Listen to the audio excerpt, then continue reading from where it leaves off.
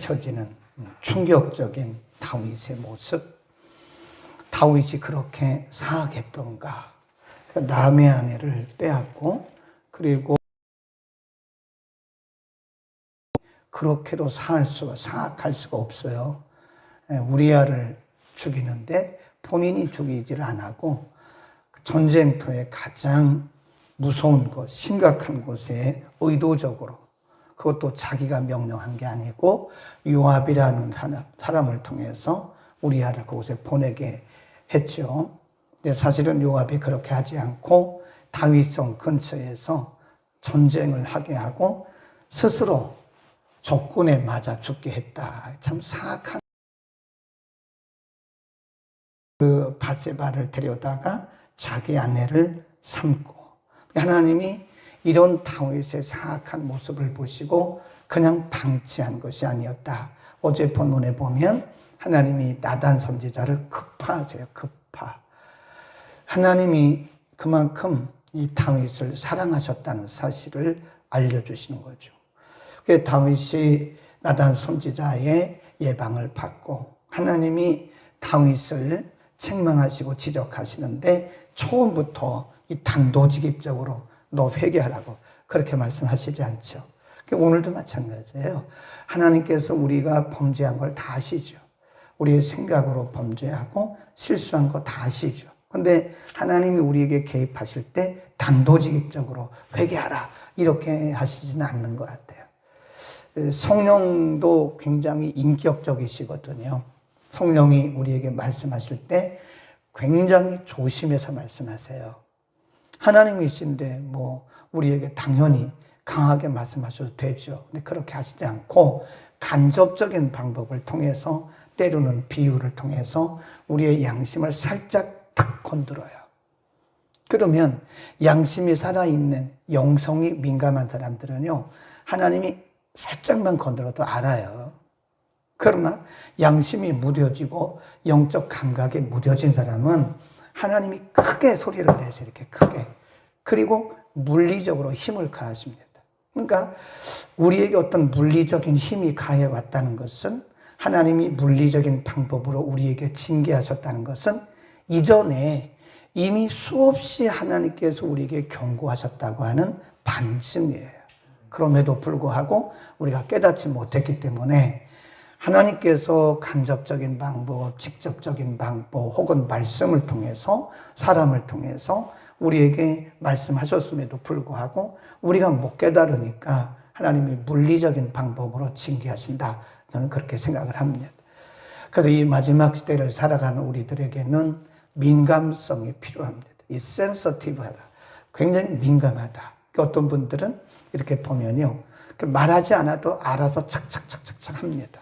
근데 어떤 분들은 시키는 것도 못해요. 잘 몰라요. 뭘 원하는지 잘 모르더라고요. 답답하죠. 하나님도 그러실 것 같아요.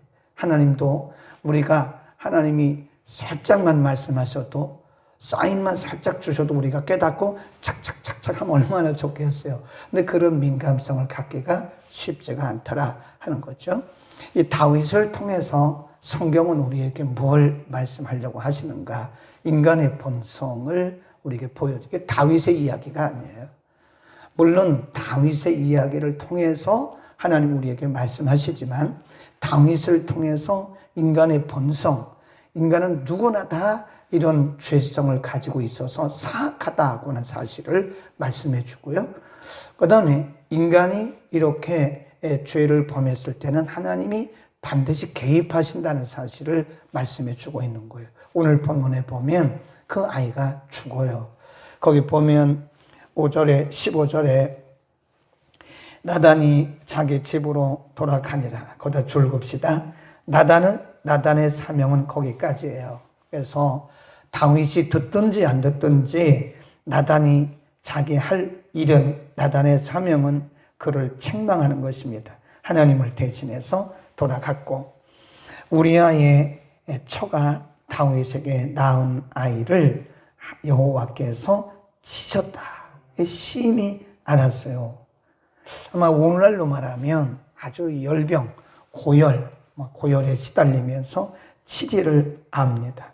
그리고 7일 후에 그가 죽어요. 18절에 보면 7일 만에 그 아이가 죽었다. 근데 중요한 것은 하나님이 이 아이를 치셨을 때 하나님이 보시기를 원하셨던 것이 뭐냐? 다윗의 반응이거든요. 다윗이 어떻게 반응하는가? 이게 분명히 하나님 치신 거예요. 하나님이 그 아이를 치셔서 지금 죽일까 살릴까 죽일까 살릴까 하나님 그렇게 지금 마음에 계획하고 계시는데 하나님이 보기를 원하셨던 것은 다윗의 반응입니다. 내가 이 아이를 쳤을 때 다윗이 어떤 반응을 보일까? 그러니까 다윗이 하나님 앞에 회개하면서 기도하는 거예요. 금식하는 겁니다. 저는 이렇게 생각합니다. 그 밑에 쭉 가보면요. 22절에 보면 가로되 아이가 살았을 때 내가 금식하고 운 것은 혹시 여호와께서 나를 불쌍히 여기사 아이를 살려주실는지 누가 알까 생각함이니라 그랬잖아요. 그러니까 다윗이 그때 하나님 앞에 보인 반응이 금식과 기도거든요. 금식이라고 하는 것은 단순히 음식을 끊는 게 아니에요. 중심을 토하기 위해서 자기를 지금 하나님 앞에 바치는 것이 금식이에요. 이렇게 생각해요. 다윗이 그럼 그때 아이를 살려달라고만 기도했을까? 저는 그렇게 생각하지 않습니다. 다윗이 지금 고열이 나고 죽을 둥살둥하는 이 아이를 살려주세요 라고만 기도했을까? 그렇지 않다고 봐요. 다윗의 영성적으로 볼 때 다윗은 그것만 기도한 게 아니에요. 분명히 자기 죄를 통회하고 자복한 거예요. 자기 죄를. 이 아이가 이렇게 된 것이 나 때문이다. 하나님 저의 죄를 용서하시고, 그러니까 만일 다윗이 자기의 죄를 깨닫지 못했다면 아이를 살려주셔도 그 의미가 없어요. 무슨 얘기죠? 우리에게 어떤 문제가 생겼을 때 문제 해결이 문제가 아닙니다. 근데 우리는 문제 해결만 위해서 기도하는 거예요. 문제 해결만을 위해서 기도하지 말고 나를 발견해야 돼요. 그게 깊은 신앙입니다. 근데 우리는 대체로 보면 문제 해결만을 위해서 기도해요. 문제 해결이 근본이 아니에요. 문제 해결보다 먼저 내가 하나님 앞에 돌이키는 게 먼저입니다. 그러니까 기도도 잘해야 돼요. 문제 해결만을 위해서 아무리 기도한들 근본적인 것은 나와 하나님과의 관계인데 나와 하나님과의 관계는 그냥 있고 문제가 해결된다고 그게 문제가 해결된 게 아닙니다. 기도도 조금 심도 있게 하는 게 좋아요. 하나님과의 관계. 다윗이 하나님과의 관계를 생각하고 하나님 앞에 범죄한 것을 회개했다. 저는 그렇게 생각을 하고요. 결국은 그 아이가 죽어요. 그러니까 다윗이 금식도 끊고 다 끊습니다. 그리고 정상생활로 다시 돌아가요. 그러니까 신하들이 하는 얘기가 아니 아이가 이렇게 아플 때는 금식하고 울더니 아이가 죽으니까 왜 이렇게 금식도 끊고 기도 안 합니까? 그러니까 그때는 혹시 하나님께서 내 기도를 들으시고 아이를 살려주실까 해서 했는데 이미 하나님께서 이 아이를 데려가셨으니 더 이상 금식할 게 없다. 그러니까 자기의 중심을 드렸다고 하는 것을 우리가 알 수 있고요. 그 다음에 24절부터 31절까지 두 가지 중요한 사건이 기록되어 있습니다. 24절, 25절 시작.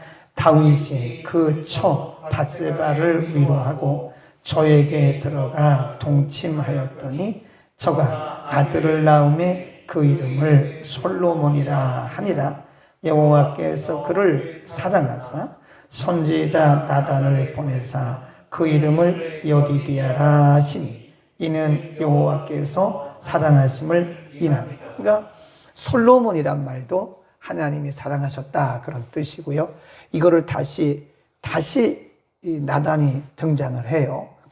나단이 와서 하는 얘기가 하나님이 당신을 사랑하십니다. 그래서 그 표로 그 이름을 솔로몬이라고 하는 이름을 여디디아 같은 뜻이에요. 여디디아란 말은 하나님이 사랑하셨다. 하나님의 사랑을 입었다라고 하는 히브리어입니다. 여디디아, 솔로몬. 여기서 지금 하나님은 우리에게 굉장히 중요한 말씀을 하시는 거예요. 그 다음에 또 한 가지, 그 뒤에 가보면 26절에서 31절에 보면요, 26 시작. 요압이 암몬 자손의 왕성 랍바를 쳐서 취하게 되매 사자를 다윗에게 보내어 가로되 내가 랍바 곧 물들의 성을 쳐서 취하게 되었으니 이제 왕은 남은 군사를 모아 진치고 이 성읍을 쳐서 취하소서. 내가 이 성을 취하면 이 성이 내 이름으로 일컬음을 받을까 두려워하나이다. 그리고 31절 맨 끝에 가보면 다윗과 모든 백성이 예루살렘으로 돌아오니라. 그래서 랍바 성을 빼앗아요. 이제 11장에서 그리고 12장에서 다윗이 우리아의 아내 밧세바를 범하고 나서 어떻게 보면 신앙이 흔들렸고 영성이 흔들렸고 신앙생활과 일상생활의 리듬이 다 흔들렸어요. 깨어졌어요. 쭉 이렇게 하나님만 향해서 쭉 신앙적으로 오던 다윗이 우리아의 아내 밧세바를 범하고 나서 이게 다 흔들렸다니까요. 예, 일상생활도 흔들렸고 신앙생활도 흔들렸고 영성도 흔들렸고 이게 막 엉킨 거예요. 근데 결국은 이제 다윗이 그 아이가 죽은 이후에 다시 마음을 정돈하고, 물론 그 전에는 하나님 앞에 회개하고 기도했죠. 회개하고 기도하고 마음을 정돈했을 때 다시 일상이 회복이 된 거예요. 하나님이 밧세바를 통해서 새로운 아들을 주셨는데 그 이름도 하나님이 알려주셨어요. 여디디아다. 하나님이 내가 너를 사랑한다. 그런 뜻이에요. 그리고 랍바성을 요압 장군을 통해서 랍바성을 빼앗았어요. 그러니까 지금 원래 다윗의 모습으로 돌아가고 있는 거예요. 뭘 의미하는 거죠? 회개한 자에게 주시는 하나님의 은혜. 거기다 써놓으세요. 솔로몬, 여디디아, 랍바성. 이게 다 뭐냐? 회개한 자에게 주시는 하나님의 긍휼의 표시입니다. 성경이 다윗을 통해서 우리에게 가르치는 것은 인간은 본성적으로 죄인이다. 근본적으로 죄를 범할 수밖에 없다. 그러나 그렇다 그거를 우리가 합리화하면 안 돼요. 우리가 죄를 지었을 때는 하나님 앞에 철저하게 회개하고 자복해. 하나님 앞에 회개하고 자복하고 나가면 하나님께서 그 기도를 받으세요. 어제 말씀드린 것처럼 죄의 흔적은 경우에 따라서 남습니다. 매번 죄의 흔적이 남는 것은 아닌 것 같아요. 근데 죄의 흔적이 경우에 따라서 남아요. 그러나 하나님께서 회개한 그 심령을 위해서는 다시 하나님의 은혜의 물줄기가 흐르기 시작하는 거예요. 아멘. 회개가 여러분 복을 다시 회복하는 길입니다. 문제 해결만을 위해서 기도하면 안 된다니까요. 회개하면 문제는 해결되게 돼 있는 거예요. 그런데 우리는 회개는 안 하고 하나님과의 관계가 회복되지는 안 하고 문제, 외적으로 드러난 문제 해결만을 위해서 기도하니까 이게 해결된 것 같은데 근본적으로는 하나님과 우리와의 관계는 기쁨도 없다. 그런 얘기죠. 회개한 자에게는 하나님께서 기쁨을 다시 회복시켜요. 이번 주일에 우리가 시편 51편을 공부하는데요. 우리가 미리 이렇게 새벽에 오신 분들은 11장과 12장을 공부했기 때문에 이번 주일 오전에 드리는 예배에서 말씀을 잘 이해하실 것 같아요. 시편 51편에 보면 다윗이 제일 두려워했던 것이 뭐냐? 우리아의 아내 밧세바를 범하고 나서 제일 두려워했던 것이 뭐냐? 주의 성령을 하나님께서 거두실 것을 그렇게 두려웠어요. 그래서 그가 기도하기를 하나님이여 주의 성신을 내게서 거두지 마시고 그렇게 말해요. 하나님과의 관계가 끊어질까 봐 그렇게 두려워했던 거예요. 아이가 죽은 것이 그게 중요한 게 아니라 하나님과의 관계가 끊어질 것이 그렇게 두려웠던 거예요. 하나님 저에게서 주의 성신을 거두지 마옵소서 그렇게 기도했던 겁니다. 하나님은 회개한 자에게 은혜를 다시 회복하십니다. 회개는 은혜의 통로예요. 그러니까 회개 없이 하나님의 은혜가 임할 수 있겠습니까? 회개하는 자에게 주시는 하나님의 은혜와 축복과 긍휼을 다윗을 통해서 보여주고 있는 겁니다. 그러니까 회개하지 않는 영혼이 가장 사악한 영혼이에요. 인간이 다 범죄할 수밖에 없다니까요. 인간은 다 나약하다니까요. 본성이 죄성을 가지고 있어요. 자신의 나약함을 인정하지 않고는 믿음이 시작되지가 않습니다. 그래서 하나님은 우리에게 믿음을 주시기 전에 우리의 나약함을 먼저 발견하게 하세요. 예수님께서 제자들을 부르실 때 특별히 베드로가 부름받는 과정을 누가복음에서 상세하게 기록해요. 요한복음에도 상세하게 기록해요. 예수님께서 베드로를 부르시기 전에 베드로의 경험과 정반대되는 말씀을 하세요. 밤이 맞도록 베드로는 경험이 많은 사람이에요. 갈릴리에서 태어났고 갈릴리에서 뼈가 굵은 사람이에요. 몇 시에 가서 그물을 던져야 고기를 잡고 어디가 고기가 있고 한 거를 다 알아요. 경험상 알아요. 그런데 자기 경험으로 분명히 밤새도록 그물을 던져서 고기를 잡았는데 한 마리도 못 잡았어요. 예수님 말씀하시기를 더 깊은 곳으로 그물을 가서 그물을 내려라. 이건 예수님의 말씀은 베드로의 경험과는 상충이 됩니다. 깊은 곳에, 그 시간에 깊은 곳에 고기가 없어요. 그런데 예수님은 베드로의 경험과 전혀 다른 말씀을 하세요. 더 깊은 곳으로 가서 그물을 내려 고기를 잡으라.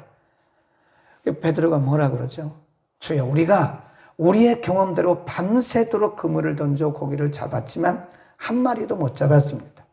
그러나 주께서 말씀하시니 우리가 순종하겠나이다. 그게 뭐죠? 자기의 경험을 지금 내려놓는 거예요. 그리고 자기의 경험과는 상충되지만 예수님 말씀하신 대로 가서 그물을 던졌더니 그물이 찢어질 정도로 고기가 잡힌 거예요. 그게 뭐죠? 고기가 중요한 게 아니에요.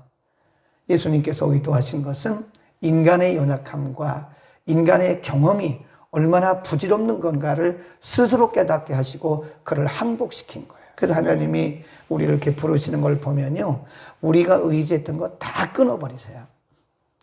그 끊는 작업을 먼저 하시는 거예요. 네, 우리가 의지했던 거, 물질을 의지했습니까? 그럼 물질을 하나님이 사정없이 끊어버리세요. 사람을 의지했습니까? 그럼 하나님이 사람의 줄을 사정없이 끊어버렸어요. 나의 지식이나 나의 경험을 의지했습니까? 인간의 힘과 지식으로 경험으로 안 된다는 사실을 깨닫게 하기 위해서 하나님이 그것을 사정없이 끊는 작업을 하세요. 그리고 순수한 마음으로 하나님 앞에 오게 하시는 거예요. 그래서 이렇게 신앙생활 하는 걸 보면요, 아슬아슬해요. 인간적으로 보면 참 아슬아슬합니다. 죽을 것 같은데 안 죽더라고요. 저 사람 망할 것 같은데 안 망해요. 완전히 끝에까지 갈 때, 끝에까지 그냥 두세요, 그냥. 네, 요나도 하나님이 그냥 두셨잖아요. 한번 가봐. 그래, 가봐. 내 생각대로 가봐, 한번. 하나님이 그냥 허용하시는 거예요. 가봐. 요나는 생각하기를, 내 생각에 맞았어. 네. 나는 역시 머리가 좋은 사람이야. 하나님 말씀을 거부하고, 자기 생각대로 그냥 표를 사가지고 가려고 하잖아요. 가잖아요. 하나님 그냥 두세요. 어느 시점에 하나님이 그물을 내려치세요. 어느 시점이죠? 인간이 할 수 없는, 두 손 두 발 다 들고 항복할 수밖에 없는 그 시점에 하나님이 그물을 내려 던지세요. 그럼 거기 딱 잡혀도 다시 끌려오는 거예요. 네. 하나님의 방법입니다. 그러니까 아예 처음부터 하나님 앞에 항복하는 게 그 행복해요. 그게 우리가 사는 길입니다. 처음부터 아예 항복하는 거. 네. 이렇게 보면요, 많은 분들을 이렇게 보면, 현장에서 보면 참 아슬아슬할 때가 많습니다. 근데 하나님이 결코 그들을 죽게 하지 않더라고요. 안 죽어요. 죽을 만할 때는 도로 살리시더라고요. 망할 만할 때 도로 살리시더라고요. 그래서 제가 이렇게 상담할 때는 항상 끝까지 가세요. 그래요. 끝까지 기다리세요. 그 시간이 올 때까지 별 방법을 다 쓰더라고요. 이 방법도 해보고 저 방법도 해보고 뭐 여기도 가보고 저기도. 근데 그냥 두세요. 하나님이 그냥 두시고 어느 시점에 자기를 발견하게 합니다. 그러니까 가장 먼 사람이 누구냐? 나예요, 나. 사람이 발견하기가 가장 힘든 것이 납니다. 우리가 다른 사람들은 다 얘기하잖아요. 아, 저 사람은 저렇고, 저 사람은 저렇고, 저 사람은 저렇고 그러잖아요. 근데 자기는 몰라요. 저도 그래요. 내가 어떻다는 걸 모릅니다. 나를 발견한 순간부터 우리는 얌전해지기 시작해요. 그리고 소리가 없어져요. 내가 발견되기 전까지는 말이 많아요. 어쩌고 말이 많아요. 그런데 내가 발견되어지는 순간 말이 적어집니다. 말수가 적어져요. 어떻게 말을 안 하고 살겠습니까만은 내가 발견되어지는 순간부터 말수가 적어집니다. 그래, 나는 이런 사람이야. 그 하나님 앞에 진솔하게 나가는 거예요. 진솔하게. 아멘. 하나님은 긍휼을 베푸세요. 성경이 의도하는 것은 하나님의 자비와 긍휼입니다. 인간이 본성적으로 본능적으로 죄를 범할 수밖에 없는 사악한 존재예요. 인간이 사악한 존재입니다. 우리는 그냥 선한 것처럼 보일 뿐이지 우리가 말씀과 성령으로 거듭나고 점진적으로 성화되어가는 과정에 있을 뿐이지 우리는 여전히 사악한 모습, 죄성을 가지고 있어요. 그러나 그럼에도 불구하고 우리가 회개하고 하나님을 향할 때 그럼에도 불구하고 우리를 기뻐 보시고 우리에게 이름을 주세요. 여디디아라. 너는 내가 기뻐하는 자다. 여디디아. 그러니까 하나님이 긍휼이에요. 그게 하나님의 본심은 긍휼입니다. 우리에게 은혜를 주시길 원하십니다. 그러니까 우리가 이 하나님의 긍휼적 본성을 알지 못하면 너무 두려워 떠는 거예요. 물론 우리가 두려워해야 되죠. 하나님을 경외해야 되죠. 그러나 하나님이 주신 마음은 두려워하는 마음이 아니죠. 회개하고 하나님 앞에 돌아가기만 하면 되는 거예요. 하나님 앞에 돌아가기만 하면 그분은 지금도 우리를 뭐라 그래요? 여디디아라 그럽니다. 너는 여디디아야. 내가 사랑하는 자야. 너는 사랑을 입은 자야. 기도하겠습니다. 거룩하신 우리 아버지, 다윗의 심각한 그리고 참으로 수치스러운 사악한 모습을 통해서 인간의 본성을 가르쳐 주셨고 하나님이 나단 선지자를 보내심을 통해서 하나님의 개입하심과 간섭하심을 가르쳐 주셨고 하나님께서 밧세바를 통해서 낳은 아이를 치시고 죽게 하심으로써 죄의 열매가 얼마나 심각한 것인가를 알려주셨습니다. 더불어서 다윗이 하나님 앞에 통회하고 자복하고 하나님 앞에 중심을 들여서 회개했을 때에 하나님이 또 다른 아들 솔로몬을 주시고 여디디아라고 이름을 불러주신 것은 바로 하나님이 회개하고 자복하는 영혼들을 얼마나 사랑하시고 회복시켜 주시는지를 우리에게 가르쳐 주셨습니다. 하나님, 우리는 본성적으로 죄인입니다. 죄를 지을 수밖에 없습니다. 그러나 죄 짓는 것을 합리화하지 말게 하시고 죄를 가슴 아파하며 죄 짓는 우리의 모습을 하나님 앞에 내려놓고 항복하고 회개하고 자복하고 예수 그리스도의 은혜를 구하는 그리스도의 보혈을 구하는 그리스도의 간절한 사랑을 구하는 우리 모두가 되게 하여 주옵소서. 범죄하는 사람도 심각하게 나쁘지만 범죄하고도 회개하지 않는 영혼이 더 나쁜 것을 우리가 압니다. 하나님, 우리에게 회개의 영을 물붓듯 부어주소서. 하나님 앞에 늘 깨끗한 심령으로 정결한 심령으로 나아갈 수 있게 하옵소서. 우리를 일컬어 여디디아라고 말씀하시는 주님, 예수 그리스도 안에서 우리에게 예수 그리스도를 믿는 믿음을 통하여 의롭다 칭해 주시고 우리를 여디디아라고 말씀해 주시는 주님, 오늘도 우리가 주님만 바라보고 주님 안에서 거하게 하옵소서. 말씀과 성령으로 채우소서. 우리 자신과 세상과 죄악을 넉넉히 이겨 승리하게 하옵소서. 오늘도 온종일 주님과 함께 동행하며 승리하게 하시고 금요일 밤 예배 우리 함께 모여 뜨겁게 기도하게 하옵소서. 예수 그리스도의 이름으로 기도드립니다.